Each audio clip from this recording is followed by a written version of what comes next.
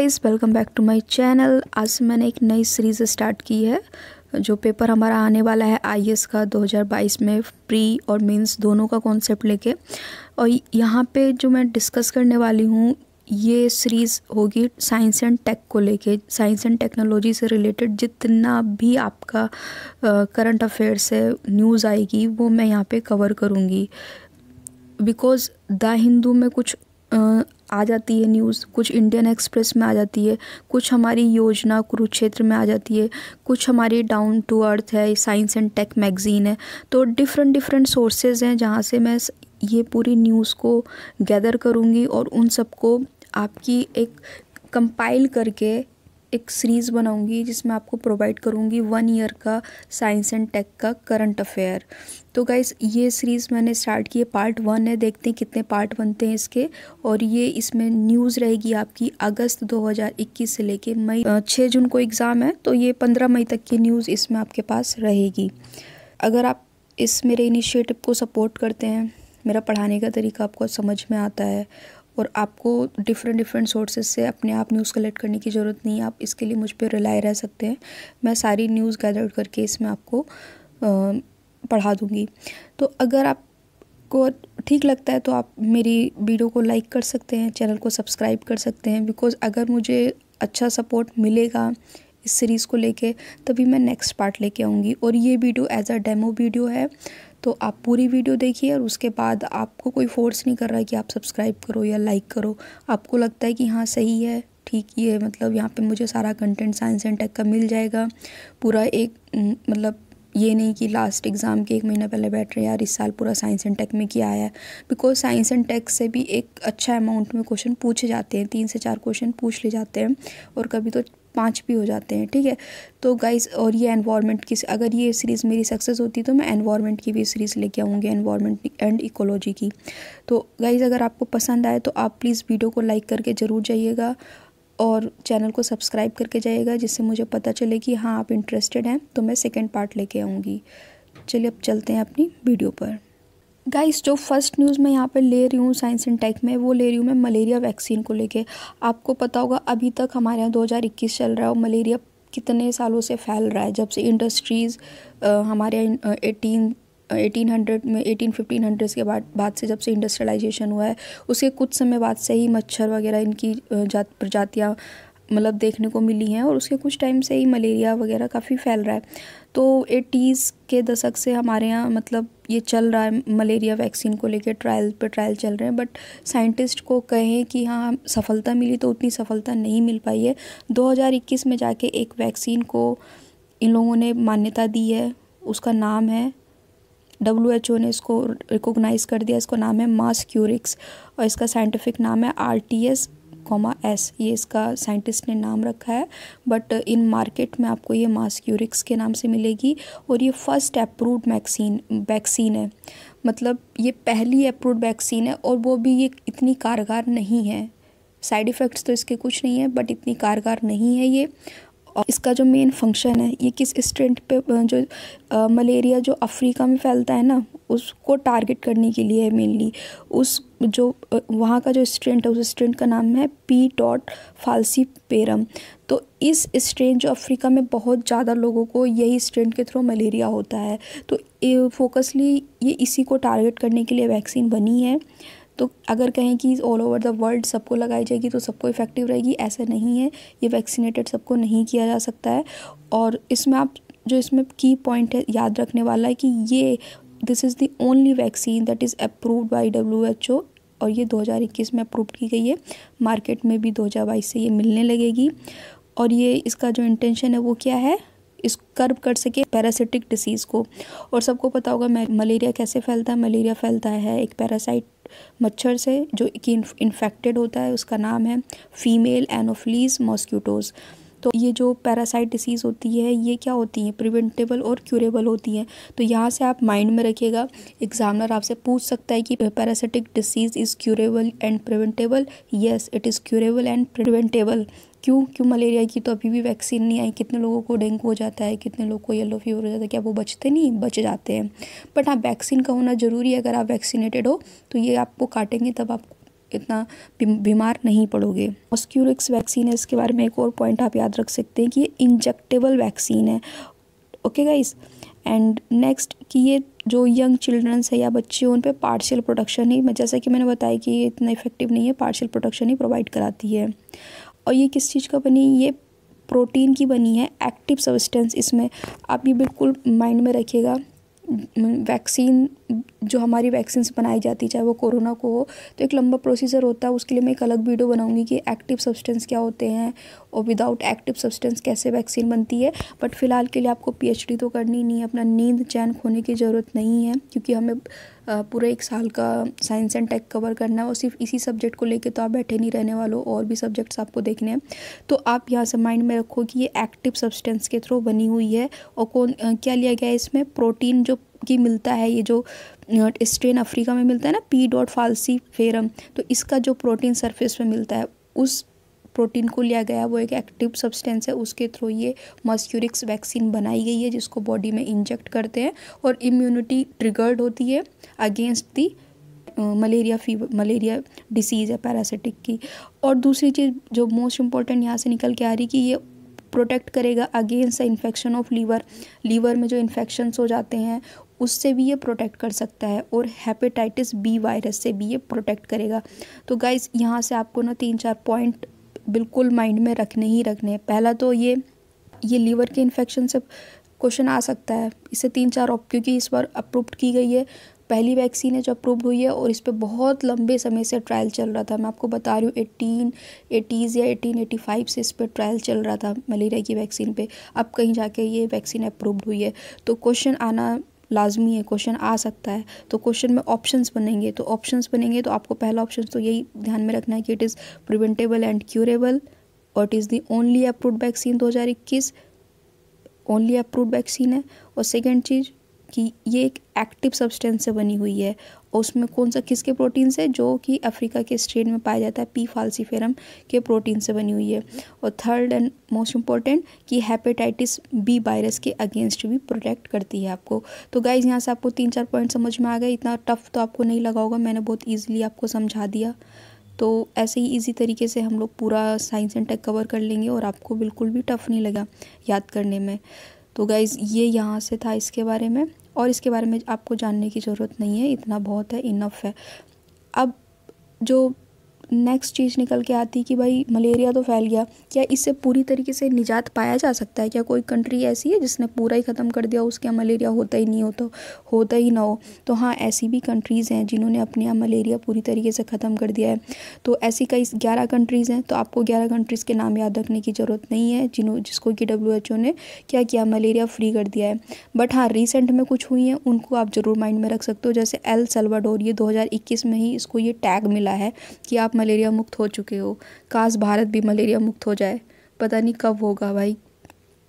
ठीक है, तो एल सल्वाडोर, आप जाके मैप में एल सल्वाडोर को देख सकते हो, कितनी छोटी सी कंट्री है। तो ठीक है, वहाँ पे काबू कर पाना इजीली हो जाता है क्योंकि पॉपुलेशन कम होती है, बट एफर्ट तो करनी चाहिए। अर्जेंटीना तो भाई साउथ अमेरिका में है और काफ़ी बड़ी कंट्री है, छोटी नहीं कहेंगे इसको।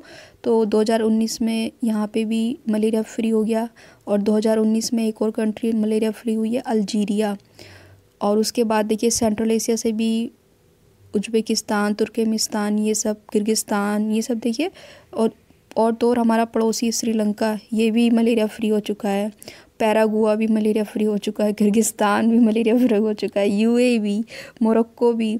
तो देख रहे हैं आप, अफ्रीका कंटिनेंट की भी कंट्रीज़ हैं जो मलेरिया फ्री हो गई हैं, जहाँ पे कि इतना ज़्यादा फैलता है। तो क्यों नहीं इंडिया भी हो सकता है? इंडिया भी हो सकता है, बट एफर्ट की ज़रूरत है। गवर्नमेंट को एफर्ट करना चाहिए, साथ ही साथ जो आम नागरिक हैं उनको भी एफर्ट करना चाहिए। तो गाइज़ यहाँ से आप क्या माइंड में रखेंगे कि El Salvador, Argentina, Algeria, Uzbekistan, ये सारी कंट्रीज़ हैं जो कि मलेरिया फ्री कर दी गई हैं। ओके गाइज़, ये आर्टिकल समझ में आ गया होगा। और गाइज़ आपको समझ में आ रहा हो तो वीडियो को लाइक कर दो, चैनल को सब्सक्राइब कर दो। अगर मुझे यहाँ से अच्छा रिस्पॉन्स मिलेगा तब भी मैं आगे की पार्ट्स लेके आऊँगी। आई प्रॉमिस कि अगर आप मेरे को अच्छा रिस्पॉन्स, भाई देखो, जब तुम्हें समझ में आएगा तब भी आप मेरे को वीडियो को लाइक करना, अगर समझ में नहीं आएगा तो मत लाइक करना। और सब्सक्राइब भी तभी करना जब आपको लगे कि it is beneficial for you, ये आपके लिए बेनिफिटेड है। तो आप रेगुलर एक तरीके से रेगुलर व्यूअर हो जाओगे तो मैं वीडियो लेके आऊँगी। और एटलीस्ट मेरे को यार इस वीडियो में 50 लाइक तो चाहिए ही, तो मुझे लगेगा कि हाँ 50 स्टूडेंट हैं जो जिनको पसंद आ रहा है, तभी तो मेरा एफर्ट भी कामयाब आएगा। मैं सेकंड वीडियो पार्ट सेकंड लेके आऊँगी। तो आप वीडियो को लाइक कर दीजिए, चैनल को सब्सक्राइब कर दीजिए। सेकंड देखो, अब हम बात करेंगे 6G टेक्नोलॉजी पे। अभी देखो गाइस, थोड़ा सा हंसने वाली बात है कि अपनी कंट्री में तो अभी हम ना 5G का ट्रायल चल रहा था जब कोरोना की वेव आई हुई थी। कोरोना अभी पिछले मार्च अप्रैल में कोरोना की वेव ने काफ़ी जोर पकड़ा हुआ था। तो आपने देखा होगा कि कितने लोगों की डेथ हुई, बहुत से लोगों की डेथ हुई। और उसी बीच ना 5G ट्रायल भी चल रहा था। ट्रायल अभी हमारी कंट्री में चल ही रहा है और 6G टेक्नोलॉजी आ चुकी है। और तो और हम लोग को 4G भी सही से नहीं मिलता है। मैं अपने विलेजेस में जाती हूँ, जो मेरी नानी का गांव है या मेरी दादी का गांव है, तो मेरे पास जियो और एयरटेल दोनों है, दोनों ही काम नहीं करते हैं। कोई मतलब बहुत कम स्पीड आती है, MBs में तो आती ही नहीं है, KB में आती है। और KB में भी 300 से ऊपर चली जाए तो बहुत बड़ी बात होती है। तो कितना पीछे हैं हम लोग अभी 4G सही से नहीं यूज़ कर पा रहे हैं। अब बहुत जगह तो 6G टेक्नोलॉजी को ट्रायल कर लिया गया है। तो गाइज़ अब यहाँ पे 6G टेक्नोलॉजी आ गई है, फ्यूचर की टेक्नोलॉजी है। तो अब हमारी गवर्नमेंट क्या कह रही कि हम लोग को भी इस पे टेस्टिंग ट्रायल करना चाहिए, और कब तक ये इंडिया में लाने की बात कर रहे हैं ये भी हम देखेंगे। तो गाइज़ यहाँ पे ना हमारी गवर्नमेंट ने बोल दिया है कि आप जो है इसको कॉमर्शियली, जो 6G टेक्नोलॉजी है ना, इसको 2028-2030 तक कॉमर्शियली लॉन्च कर दी जाएगी। यानी कि आप लोग जब 2030 में पहुंचोगे तो आपके पास 6G टेक्नोलॉजी आ जाएगी, भले ही वो काम कर रही होगी 5G टेक्नोलॉजी का। देखिए ये 6G टेक्नोलॉजी क्या है। ये जो 6G टेक्नोलॉजी है ये सक्सेसर है 5G टेक्नोलॉजी का। तो होता क्या है ना गाइस, जैसे हम मैसेज भी भेजते हैं या कुछ भी भेजते हैं ना, तो कुछ डिले हो जाता है, उस डिले को बोलते हैं लेटेंसी। तो ये जो लेटेंसी मतलब जैसे आपने मैसेज भेजा या तो वो नेटवर्क पे पहुंचता है, नेटवर्क से जो भी रिसीवर होता है उस पे पहुंचता है। तो सेंडिंग एंड रिसीवर के बीच में थोड़ा सा एक डिले होता है, उसको लेटेंसी बोलते हैं। तो यहाँ पे बात की जा रही है जो 6G टेक्नोलॉजी आ जाएगी तो इस लेटेंसी, इस डिले को ख़त्म किया जा सकेगा। कर रहे हैं कि जो इसका गोल है ना 6G इंटरनेट का, वो वही है कि जो माइक्रो सेकेंड में लेटेंसी कम्युनिकेशन होता है, यानी कि जो डिले होता है 1 माइक्रो सेकेंड का इन कम्युनिकेशन, क्योंकि वैसे ही बहुत आप देखते होगे तुरंत आपने किया तुरंत दूसरे में पहुंच जाता है, बट हम उसको ऑब्जर्व नहीं कर पाते, उसमें थोड़ा सा डिले होता है। तो ये कितना 1 माइक्रो सेकेंड है, जितने का भी डिले होता है। तो यहाँ पे जो 6G इंटरनेट का गोल है, इस डिले को ख़त्म करने का गोल किया गया है। और ये क्या होगा, this is the 1000 time faster. ये जो हमारा 5G नेटवर्क है उससे 1000 टाइम फास्टर होगी इसकी स्पीड। और सेकंड क्या आ जाएगा, एडवांसमेंट आ जाएगा वायरलेस सेंसिंग टेक्नोलॉजीज़ में। इंटरनेट आने से जो हमारी वायरलेस टेक्नोलॉजीज़ है उसमें भी काफ़ी इम्प्रूवमेंट देखने को मिलेगा। बिकॉज आपको पता होगा जब आप डेटा केबल के थ्रू नेट कनेक्ट करते हो तो वो आपकी ज़्यादा, उसमें क्या होता है आपका इंटरनेट या एक अच्छी स्पीड से चलता है। बट जब आप वायरलेस यूज़ करते हो ना तो उसमें और डायरेक्ट कनेक्शन में थोड़ा डिफरेंस होता है, क्योंकि वायरलेस में क्या हो जाता है ना कि एक डायरेक्ट पोर्ट नहीं मिलता है तो उसको फाइंड करना पड़ता है पोर्ट। बट यहाँ पे बोला जा रहा है कि ये सेंसिबली क्या कर लेगी, डिटेक्ट कर लेगी, ठीक है, जो भी इसका पोर्ट है रिसीवर का। तो इससे क्या होगा कि जो वायरलेस सेंसिंग टेक्नोलॉजी है इसमें भी काफ़ी इम्प्रूवमेंट देखने को मिलेगा। ये जो काम दिया गया है ना, गवर्नमेंट ने किसको दिया है, तो ये गवर्नमेंट ने काम दिया है centre for development of telematics, इसको शॉर्ट फॉर्म में बोलते हैं CDOT। यानी कि ये जो काम करने के लिए बोला गया है ना कि आप 6G पे वर्क करो, तो ये किसको बोला गवर्नमेंट ने, ये बोला है CDOT को, centre for development of telematics. ये क्या करेगा, 6G टेक्नोलॉजी को डेवलप करेगा, फिर जो भी टेक्नोलॉजीज है इसको ग्लोबल मार्केट में हम भी अपनी जगह बना सके। तो इसके लिए ये काम दिया गया है CDOT को। तो अब थोड़ा सा CDOT के बारे में समझ लेते हैं कि भाई ये CDOT क्या है। तो CDOT क्या है, ये इस्टेब्लिश किया गया था 1984 में। ये autonomous telecom research and development centre है, किसके अंडर में है, मिनिस्ट्री ऑफ कम्युनिकेशन। तो ये मिनिस्ट्री ऑफ कम्युनिकेशन के अंडर में है। रजिस्ट्रेशन है सोसाइटी रजिस्ट्रेशन एक्ट 1860, उसके थ्रू भी ये रजिस्टर्ड की गई है। और क्या करती है ये गाइस, तो ये वर्क करती है, जो भी ऑब्जेक्टिव्स होते हैं गवर्नमेंट के फ्लैगशिप प्रोग्राम, तो ये क्या करती है, CDOT क्या करती है, जो भी गवर्नमेंट के फ्लैगशिप प्रोग्राम्स हैं उनको कंप्लीट करती है। अभी जैसे गवर्नमेंट के कौन कौन से प्रोग्राम को रन कर रही है, जैसे डिजिटल इंडिया हो गया, भारत नेट हो गया, स्मार्ट सिटीज़ हो गया, तो ये सब गवर्नमेंट के फ्लैगशिप प्रोग्राम है जिसको ये वर्क कर रही है सी डॉट। तो एक तरीके से बोलते हैं गवर्नमेंट के लिए वर्क करती है। तो आपको सी डॉट समझ में आ गया, कब बनी थी, किस मिनिस्ट्री के अंडर में है, और 6C टेक्नोलॉजी का काम गवर्नमेंट ने किसको दिया है। तो भाई मुझे तो लगता है कि समझ में आ गया होगा, इससे आसान भाषा में कोई क्या ही समझाएगा। तो अब हम चलते हैं अपने नेक्स्ट आर्टिकल पर। इंडिया एंड क्रोएशिया ने कोलैबोरेट किया है मेडिसिन सिस्टम में। अब थोड़ा सा तो मैप में देख लो आप, ये तो रहा अपना इंडिया, ओ ये नन्ना नन्ना हरा हरा सा दिख रहा है ना, ये है क्रोएशिया। देखो कितनी दूर जाके हमने कोलैबोरेशन किया है मेडिसिन सिस्टम के लिए। कहाँ कहाँ जा रहे हैं हम मेडिसिन के लिए, ताकि अपने देश को सेव कर सकें। फिर भी हमारा देश अभी तक मलेरिया फ्री नहीं हो पाया है। किस फील्ड में किया गया, अब ये देख लेते हैं। ट्रेडिशनल मेडिसिन सिस्टम में, ठीक है, ये जो एलोपैथिक होती है उसमें नहीं, जो ट्रेडिशनल मेडिसिन सिस्टम है ना हमारे यहाँ, जो ट्रेडिशनल जैसे कि आयुर्वेदा हो गया, अदर पद्धति हो गई, तो उसमें हमने कोलैबोरेशन किया है। स्पेशली कौन कौन सी फील्ड हैं वो भी देख लेते हैं। जो फील्ड्स हैं वो है आयुर्वेदा, ठीक है, स्पेशली आयुर्वेदा को लेके हुआ है इन दो कंट्रीज़ के बीच में। मिनिस्ट्री ऑफ आयुष ने क्या किया, एग्रीमेंट मिनिस्ट्री ऑफ आयुष के थ्रू ये एग्रीमेंट किया गया है क्रोएशिया के साथ। क्या करेंगे, आयुर्वेदा फील्ड में कोलैबोरेशन करेंगे, स्टडी करेंगे, एकेडमिक रिसर्च को प्रमोट करेगा, क्लिनिकल एजुकेशन एक्टिविटीज़ को प्रमोट करेगा, मेडिकल एजुकेशन देगा, ट्रेनिंग देगा। तो गाइज यहाँ से ये आपका न्यूज़ था जो मैंने आपको बता दिया।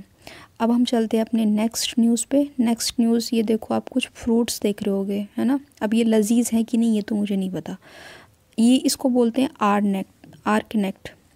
आर्कनेट न्यूज़ में चल रहा है। ये है क्या, ये देख लेते हैं। एंटीऑक्सीडेंट एक्टिविटी होती है, ये क्या कर सकती है, ये रिपेयरिंग करेगी डीएनए डैमेज को। जैसे कैंसर सेल से क्या होता है, जो डीएनए होता है वो डैमेज हो जाता है, कोशिकाएं अपने आप को रेप्लिकेट करने लगती है। तो एक तरीके से ये कैंसर सेल जिसमें क्या करेगी, एक तरीके से हेल्पफुल हो सकती है कैंसर पेशेंट्स के लिए। तो भी ट्यूमर की, कैंसर की ग्रोथ हो रही है उसको भी क्या करेगा, रोक देगा खुद को। तो यहाँ से बस आपके लिए इतना ही था, इसमें और कुछ ज़्यादा आपको नहीं याद रखना। आर्कनेट एक तरीके की है कि ये प्लांट मेडिसिन है, ठीक। तो यूनिवर्सिटी है उसने इसको बताया है, इसके बारे में स्टडी की है।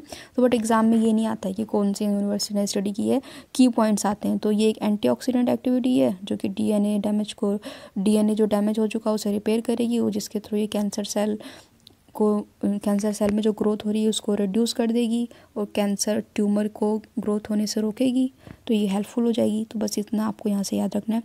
नेक्स्ट आप देख रहे होगे ना, थोड़ा सा एक बीमारी फैल रही है कैटल्स में, उसका नाम है मैस्टिटिस डिसीज़, है ना। हमारे कैटल्स को परेशान कर रही है, इन्फेक्शियस डिसीज़ है ये, जो कि जितने भी डेयरी कैटल्स हैं, हमारी काऊ वगैरह हैं, तो इनको होती है ये। और ये इन्फेक्शन किसके थ्रू फैलता है, माइक्रो ऑर्गेनिज्म किस में होते हैं, यही जो आपका ये डिसीज़ है ये माइक्रो ऑर्गेनिज्म के थ्रू ही फैल रहा होता है। तो ये आप देख रहे हो ये माइक्रो ऑर्गेनिज्म है, ठीक है। और ये क्या हुआ, ये एनवायरनमेंट में चले गए, और ये तो काऊ है ना बेचारी, तो एनवायरनमेंट में ही रहती, वहीं से अपना घास वास चढ़ती है, और इसके अंदर ये चले जाते हैं, जिससे कि इसको ये मैस्टिटिस टाइप की बीमारी हो जाती है। और जो है इन्फ्लेमेशन जैसी प्रॉब्लम हो जाती है, टिश्यूज़ में स्वेलिंग आने लगती है, हार्डनेस, रेडनेस होता है, पेन होने लगता है।